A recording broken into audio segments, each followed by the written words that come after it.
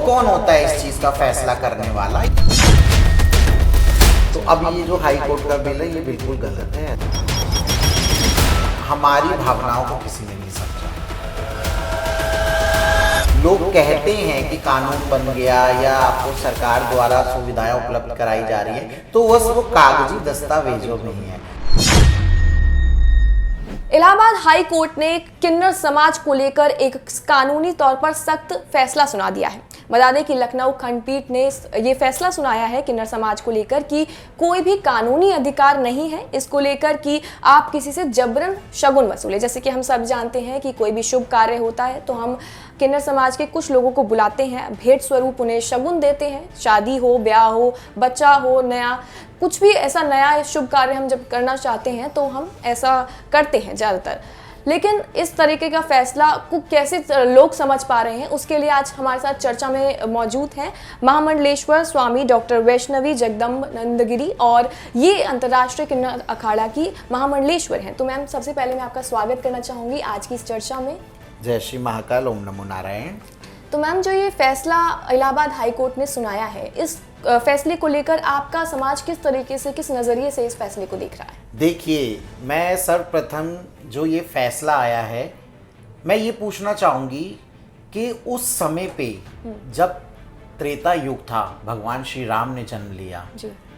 उसके बाद द्वापर युग आया, भगवान श्री कृष्ण ने जन्म लिया, तब तो ये कोर्ट भी नहीं था, ना कोई हाई कोर्ट था, ना कुछ था। लेकिन हमारा जो अस्तित्व है धर्म ग्रंथों, महाकाव्यों या वेदों पुराणों में हमारा अस्तित्व हमेशा रहा है।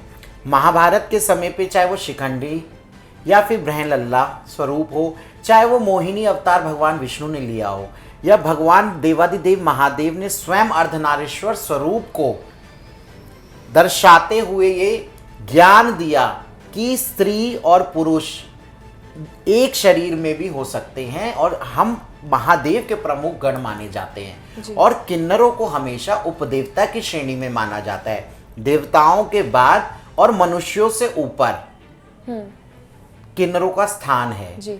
देव धनुज कहते हैं, ये सभी लोग उपदेवता की श्रेणी में आते हैं और हम तो महादेव के प्रमुख गण हैं। आप जब भगवान श्री राम जी ने जन्म लिया, जब भगवान श्री कृष्ण ने जन्म लिया, उस समय पर आजकल के समय के अनुसार जो कैश चलता है, ये करेंसी होती है या ऑनलाइन पेमेंट होती है जो नेक मिलती है धनराशि, उस समय पे मुद्राएं, आभूषण, रत्न, वस्त्र होते थे। तो जब भगवान श्री कृष्ण का जन्म हुआ तो नंद बाबा यशोदा मैया ने द्वापर युग में भी नेक दिया किन्नर माताओं को, और भगवान श्री राम का जब जन्म हुआ तो त्रेता युग में राजा दशरथ और अन्य सभी रानियों ने मिलकर जितने भी पुत्र हुए, सबके जन्म के उपरांत किन्नर माताओं का आशीर्वाद लिया और उन्हें भेंट स्वरूप में नेक दिया। तो आप सोचिए, कोर्ट कौन होता है इस चीज का फैसला करने वाला? ये हमारी परंपरा है, ये हमारे धर्म ग्रंथों, उपनिषेदों, हमारे महाकाव्यों में, वेदों में, पुराणों में हमारा अस्तित्व का उल्लेख है। तो ये परंपरा तो तब से सदियों से चली आ रही है। और मेरा मानना ये है या मेरा कहना ये है कि अभी बीच में बिल आया तब भी हमारे आइडेंटिटी के ऊपर सवाल उठे। तो ये सदियों से हमारी चलती हुई परंपरा है, तो इस परंपरा का खंडन कोई नहीं कर सकता और ना ही कोई इसको मानने से इनकार कर सकता, क्योंकि ये तो सदियों से चलती आ रही है। जी, लेकिन कभी कभी हमने सुना है, कुछ ऐसी केसेस भी आते हैं, कुछ आरोप लगते हैं कि जबरन कुछ लोग वसूलते हैं। कोई फेक नैरेटिव बनाता है कि इसको लेकर कि जैसे कोई परिवार उतना सक्षम नहीं है वो रकम देने के लिए या नेक देने के लिए, कुछ लोग होते हैं जो उनको जबरन उन पर प्रेशर डालते हैं। तो उस तरीके से जो कम्युनिटी है वो उन पर किस तरीके की सख्त कार्रवाई करती है, उनको कैसे? देखिए, जबरन तो कभी कोई किन्नर नेक नहीं लेता। जबरन वसूली करना और एक होता है कि नेक मांगना, दोनों में बहुत अंतर है। आप खुद सोचिए, जबरन कोई भी किन्नर किसी के घर जाके लूट के अलमारी में से या आपके जेब में से पैसा निकाल के नहीं लाता है। वो अपने अधिकार के लिए, अपनी परंपरा के अनुसार, अपने क्षेत्र में जो हमारे रोजी, जो हमारा पेट भरते हैं, हमारे यजमान हम उनको कहते हैं, उनके घर में अगर कोई नव शिशु का जन्म होता है या नवविवाहित जोड़ा लगता है या किसी दुकान या मकान का मुहूर्त होता है, यानी कि मांगलिक कार्यों में ही किन्नरों की उपस्थिति होती है। और किन्नर लोगों को मतलब कि हमें मंगलमुखी भी कहा गया है, क्योंकि हम हर मांगलिक कार्य में उपस्थित होते हैं, गायन वादन करते हैं। और हमारा आशीर्वाद तो भगवान श्री राम ने हमें दिया है कि आप कलयुग में जिसको भी दिल से आशीर्वाद दोगे वो आशीर्वाद भी फलित होगा, और अगर आप अभिशाप दोगे तो अभिशाप भी फलित होगा। लेकिन ये आजकल के समय पे लोगों ने इसको अभिशाप को एक गलत तरीके से अपनी विचारधाराओं में सम्मिलित कर लिया। आप ये सोचिए, अभिशाप तो चाहे आप एक स्त्री हैं या कोई पुरुष है, अगर हम किसी का शोषण करते हैं, किसी को प्रताड़ित करते हैं, किसी को अपमान करते हैं, किसी का उपहास उड़ाते हैं, तो उसके मन से जो दुखित होकर वो जो भावनाएं प्रकट होती है, जो मुखारबिंद से शब्द निकलते हैं, वो ही अभिशाप का रूप लेते हैं। वो एक स्त्री का भी लग सकता है, एक पुरुष का भी लग सकता है। तो ये कुछ भ्रांतियां हैं जो लोगों ने समाज में, हमारे समाज के प्रति फैलाई है। और दूसरी चीज़ कि आपने कहा जबरन कभी भी किन्नर नेक नहीं लेते हैं, किन्नर सिर्फ मांगते हैं। और आप ये सोचिए, जब तक किसी के घर में खुशी नहीं आती तो किन्नर एक गिलास पानी मांगने उसके दरवाजे या उसकी चौखट पे नहीं जाते, लेकिन जब खुशी आती है तो किन्नर अपना हक मांगने के लिए उसकी चौखट पे जाते हैं और मांगते हैं। ये बात गलत है कि जबरन, ये जबरन वाली तो कोई चीज़ ही नहीं है, क्योंकि ये तो हमारी परंपरा है और ये परंपरा के अनुसार ही नेक लिया जाता था, लिया जाता है और आगे भी लेते रहेंगे। जी, लेकिन जैसे कभी कभी हमने सुना है कि ऐसा होता है, तो इसको लेकर कुछ ऐसा सख्त कार्रवाई आपकी कम्युनिटी में होती है? जैसे आपको पता चला कि ऐसा किसी ने कर दिया है या फिर हमारी कम्युनिटी से ही किसी ने कर दिया है, तो इसको लेकर क्या कार्रवाई होती है? देखिए, समाज के अंदर एक सबसे बड़ी जो मैं एक दुखित बात मैं कहूँगी, मुझे बहुत अच्छा नहीं लगता है यही सुन के कि लोग कहते हैं कि देखिए स्त्रियां कितनी गलत होती हैं। जी, कुछ स्त्रियां गलत होती हैं जो गलत गतिविधि करती हैं, तो लेकिन पूरे स्त्री समाज को सम्मिलित नहीं किया जाता। ये नहीं कहते कि सारी महिलाएं गलत हैं। अगर पुरुष के अंदर आप देखो कितने बलात्कारी होते हैं, कितने क्रिमिनल्स होते हैं, कितने बच्चों को नहीं देखते, कितनी गलत गतिविधियां करते हैं, तो ये नहीं कहा जाता कि समाज के सभी पुरुष गलत हैं।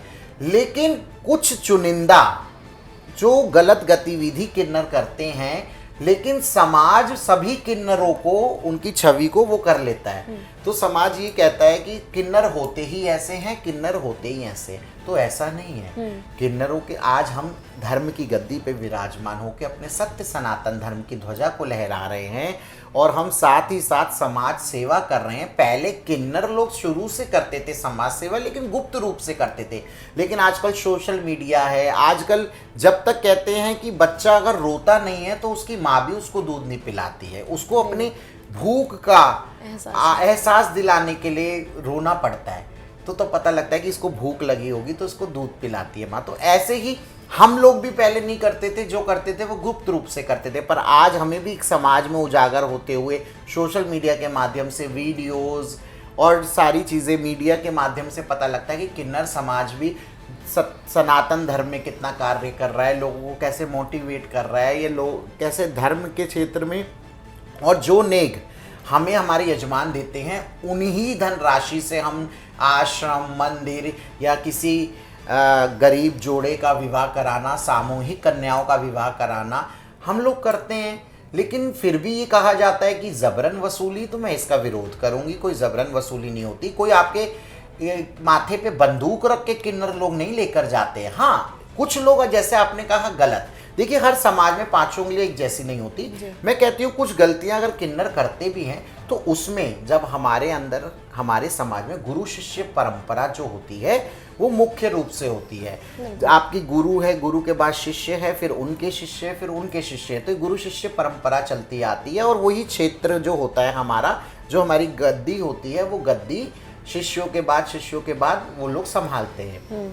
अगर उसमें कुछ गलत गतिविधि या कुछ कोई भी जिससे छवि हमारी धूमिल हो रही है, अगर ऐसी कोई कृत्य करता है तो क्या होता है उसके अनुसार उसको दंडित भी किया जाता है हमारे समाज द्वारा। जी। और हमारे समाज के अंदर हमारे ही जो बड़े बुजुर्ग जो सीनियर किन्नर्स हैं वो बैठ के उनको पंच कहा जाता है, हमारे ही समुदाय के अंदर उसको दंडित भी किया जाता है जी। और उसको निष्कासित भी किया जाता है कि ये आपने ये करा, आप इसको ये आपको इसका दंड देना पड़ेगा और इतने दिन के लिए उनको बहिष्कार भी किया जाता है। अच्छा। तो हमारा फैसला हमारा समाज ही करता है।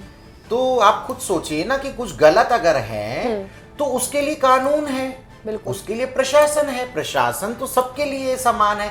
अगर किन्नर भी कुछ गलत करते हैं तो आप उनको दंडित कीजिए, हम उसके लिए तो पूरी सहमति है हमारी तरफ से, हम सहमत है। लेकिन आप उसके चक्कर में पूरे किन्नर समाज को अगर कहते हो तो ये बात गलत है। तो अगर जैसे हमको पता है कि ये कोर्ट का फैसला थोड़ा सख्त है और अगर ये फैसला लागू हो जाता है, अगर ऐसा बोल दिया जाता है कि कोई कानूनी अधिकार नहीं है, लोग आपको मना कर देते हैं कि अब हम नहीं देंगे नेक, तो इसको लेकर कोई और रोजगार का आपके पास सब्स्टिट्यूट है या फिर उसको लेकर आप कैसे सोचती हैं कि मतलब ये एक चीज़ अगर बंद ही हो जाती है तो उसको लेकर आपका क्या कहना है? देखिए, बंद तो नहीं हो सकती है क्योंकि ये हमारी परंपरा है और हमारे यजमान भी है ना, तो समाज इतना निर्दयी नहीं है। देखिए, हमने कटाक्ष क्या होता है और भेदभाव क्या होता है और एक संघर्ष क्या होता है, ये कोई हमसे पूछे, क्योंकि हमने बचपन से ही और आज पूरी जिंदगी बीत जाती है कि हम अपने अस्तित्व को, सम्मान को पाने के लिए हमेशा क्रियाकलापों में लगे रहते हैं। और हमें तो अपने परिवार से भी बहुत ही कहते हैं ना कि छोटे छोटे बच्चों को परिवार समाज की डर की वजह से माता पिता बच्चों को छोड़ जाते हैं। किन्नर समाज में तो किन्नर बच्चों का भी पालन पोषण किया जाता है और साथ ही साथ ये जो मेरे को नहीं लगता कि समाज इतना निर्दयी है। अगर हमारा व्यवहार अच्छा है, हमारा क्षेत्र है, हमारे क्षेत्र में हमारे गुरुजनों द्वारा या हमारे द्वारा जो हमने सम्मान बनाया हुआ है, अपनी छवि बनाई है, तो हम किसी के भी दरवाजे जाते हैं अपने यजमान के यहाँ तो हम लोग नेक लेते हैं और वो प्रेम पूर्वक और स्नेह पूर्वक सम्मान पूर्वक हमें नेक भी देते हैं। लेकिन यदि आप कहती हो ऐसी बात है तो हम यही कहेंगे कि आज तक सरकार ने या कोई ऐसा कानून बना, लेकिन क्या हमें वो सुविधाएं प्राप्त हुई? कभी नहीं हुई।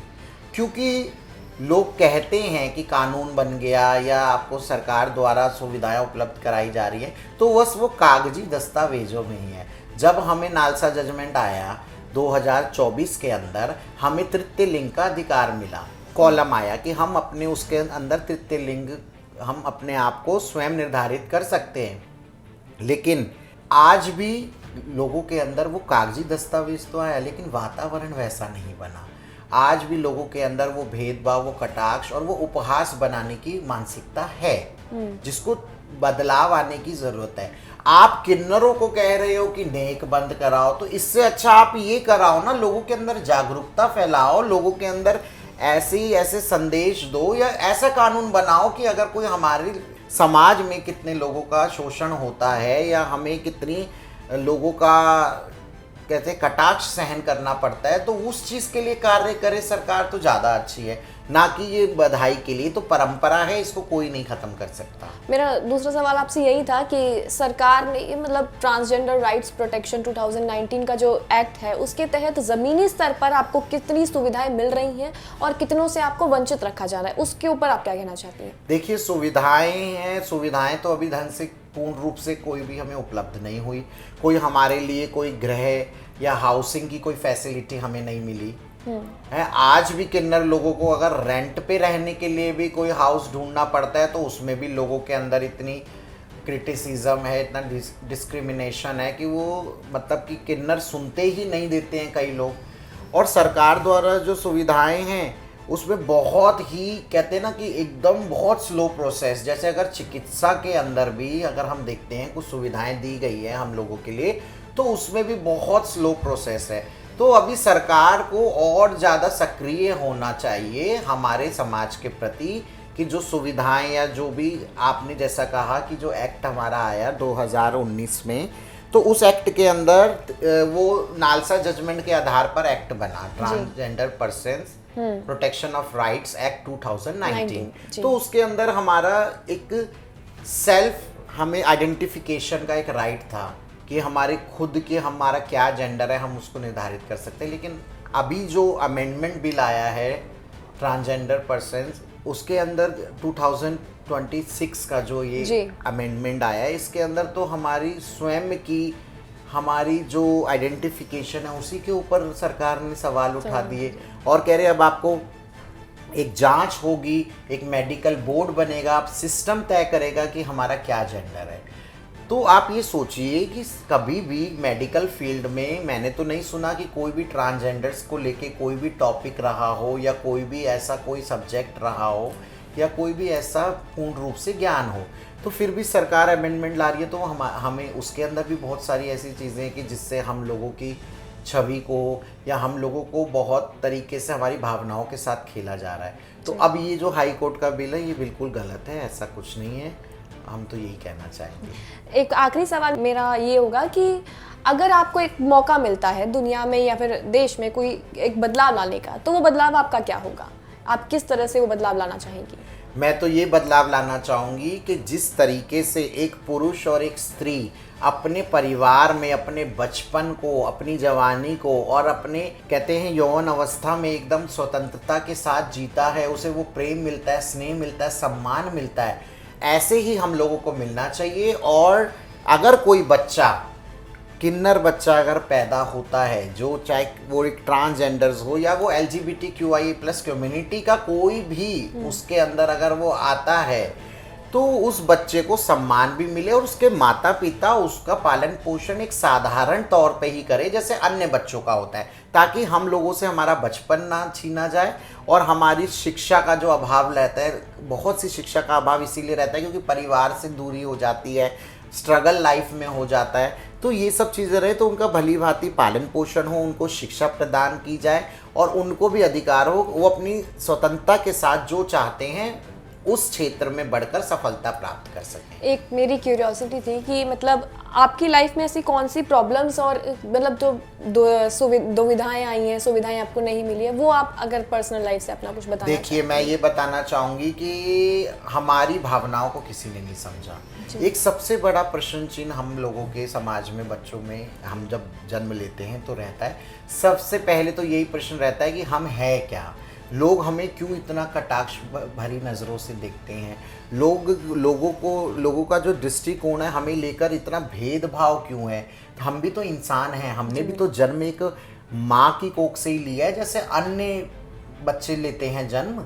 तो फिर भी लोग क्यों हमें उस नज़र से देखते हैं कि हम बिल्कुल अलग हैं। ये समाज हमें बताता है कि आप अलग हो, लेकिन एक बच्चे को क्या पता जी। फिर जब हम बड़े होते हैं तो तब पता लगता है कि हमारा जेंडर क्या है।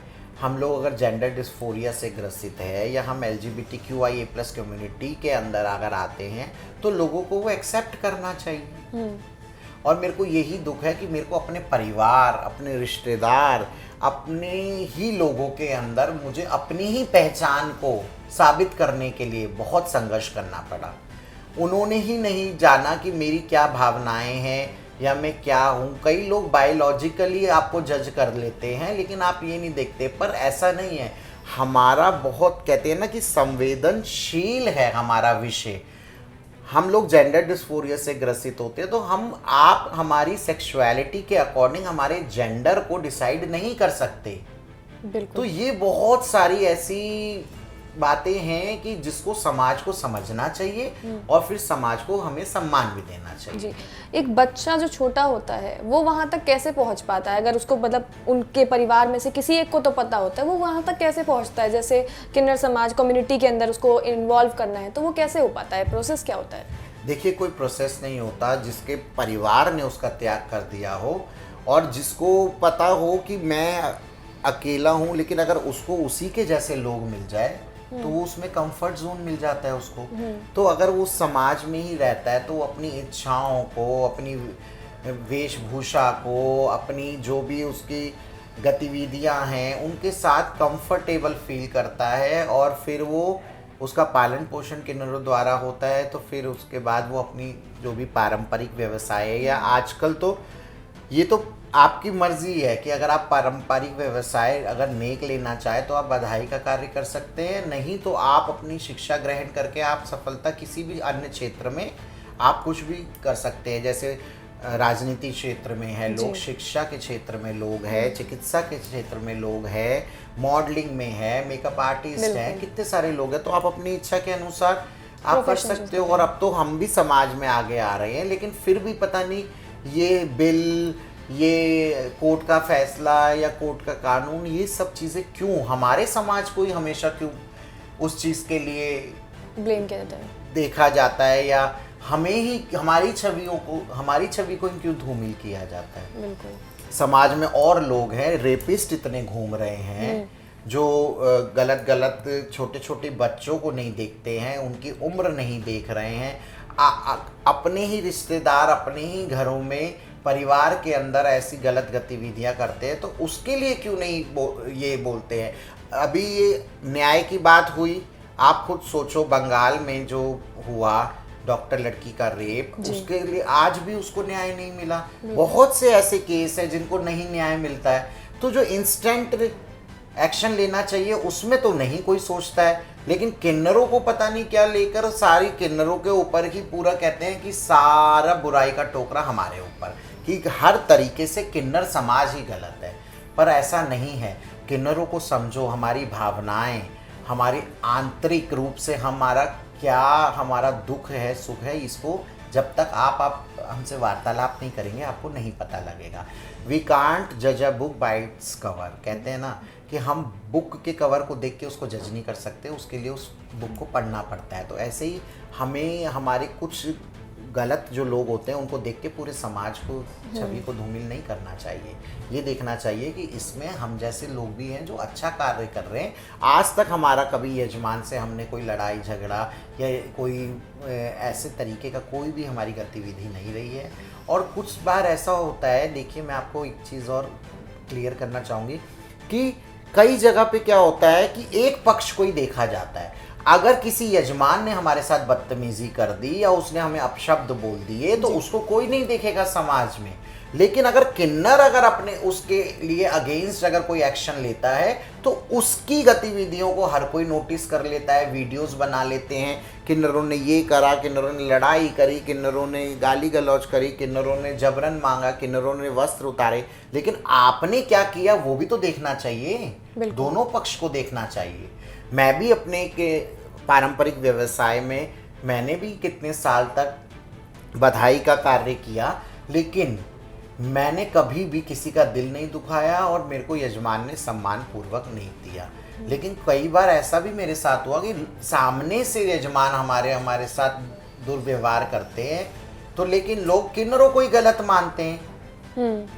तो समाज को बदलना, उनकी विचारधारा और मानसिकता के अंदर बदलाव लाने की आवश्यकता है, ना कि किन्नरों को ही हर समय गलत ठहराने की आवश्यकता है। जी, बहुत बहुत धन्यवाद। आपके ज़रिए हमें बहुत सारी चीज़ें ऐसी पता चली हैं कि किन्नर समाज क्या सोचता है, और ये जो फैसला लिया गया है, हालांकि ये फैसले के ऊपर हम कुछ नहीं कह सकते हैं, लेकिन आप ज़रा सोचिए कि एक किन्नर समाज के लोग जो अपनी पीड़ा से बहुत ज़्यादा जूझ रहे हैं ऑलरेडी, उनको लेकर बार बार ये कानून ऐसे आ रहे हैं, तो उनके ऊपर क्या बीतती होगी।